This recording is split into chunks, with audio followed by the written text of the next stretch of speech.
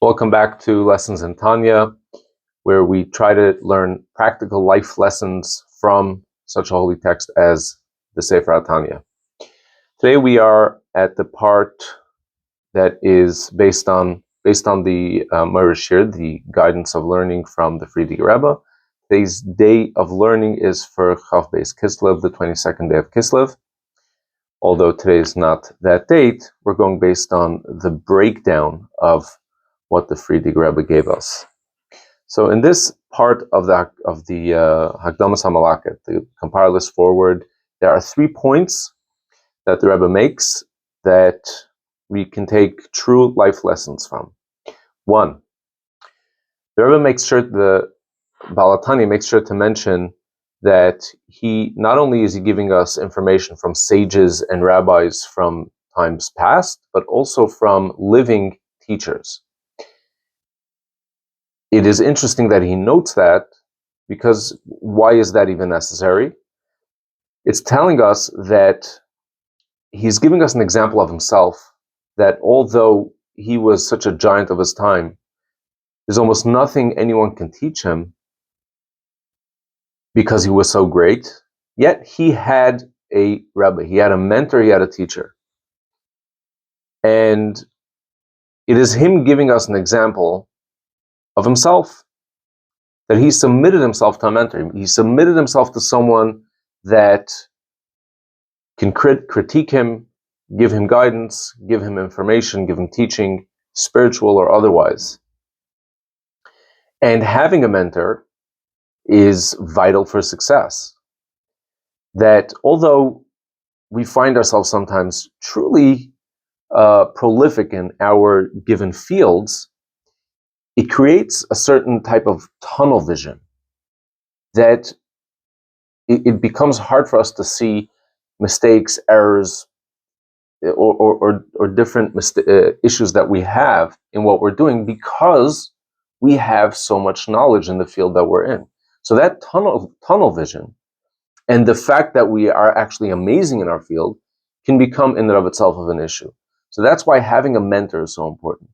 Have someone that we submit to, take guidance from, take ideas from, puts our own egos in check, and ask anyone that has found success in life, in any realm, in any arena, they're going to echo that. So it's very interesting to see the Baal HaTanya pointing that out. Towards the end of this part, of this paragraph, the Baal HaTanya instructs us that if we don't fully understand his writings, we should turn to the scholars in our towns, locally, to gain better understanding of what he is writing. And this kind of ties into the first point, which is, say you took a step to do something, start a new trade, a new business, a new relationship, job, or venture, or what have you, but you hit a wall. And when we hit a wall, everybody knows about writer's block, but there's entrepreneur block, there is husband block, there's wife block, everybody has a block within life. And it's very easy to get down on ourselves, and it's a millisecond. We become depressed, down, self-doubt, imposter syndrome, give it whatever name you want. And the Baal HaTanya is essentially saying, don't even go there. Seek out someone in your town that can give you advice. Seek out someone in your town that can set you straight. Obviously, when we hit these spots, we're doing something wrong. We shouldn't stop. We shouldn't stop ourselves. We shouldn't suddenly get stuck in all that garbage of self-doubt. Seek out someone that has that can help us with information, that can help us in critiquing. They're outside of our own bubble. They're outside of our tunnel vision. Seek them out. Take the criticism. And again, swallow your ego. Let go of your ego. And by doing that, we give ourselves the ability to move forward from whatever blockage or slow down, whichever name you want to give it, that we're hitting in that moment.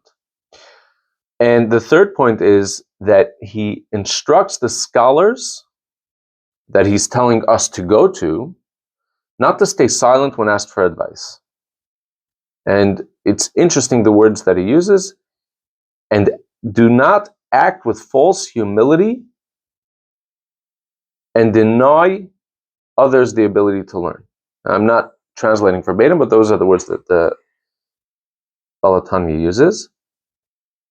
And if I'm reading it for myself, it's the Alter Rebbe telling these scholars, don't have false humility and deny us, the commoners, the light to connect with Hashem through having a better understanding of the writings of the Tanya.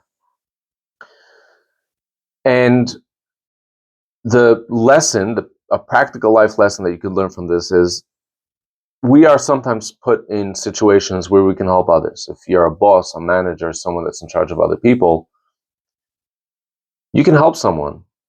You can give guidance, you can critique, you can compliment the right time, the right way, whatever it is in that moment.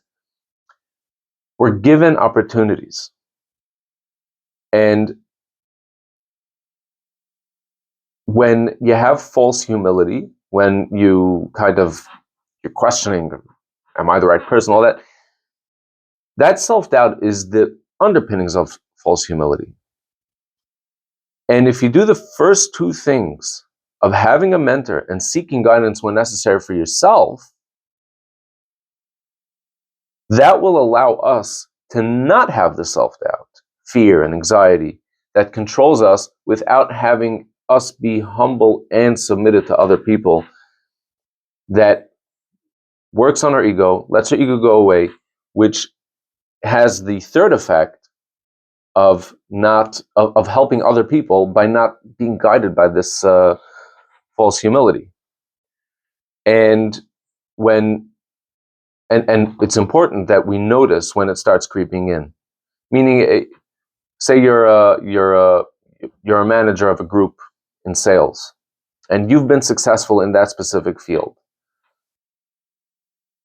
Someone says, "Look, I'm not hitting my sales goal. What do I do here?" And your reply is, "For whatever reason, I don't know." Where's it coming from? Why wouldn't you help him? If a guy in your team performs better in sales, you're getting a higher commission. Why would you do that? You lost a step in your confidence. You lost a step in feeling empowered to play your role.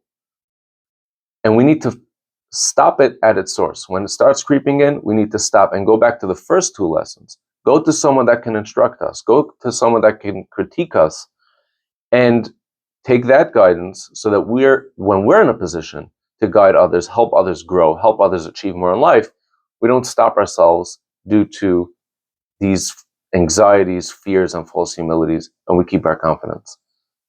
Thank you for listening. Thank you for watching.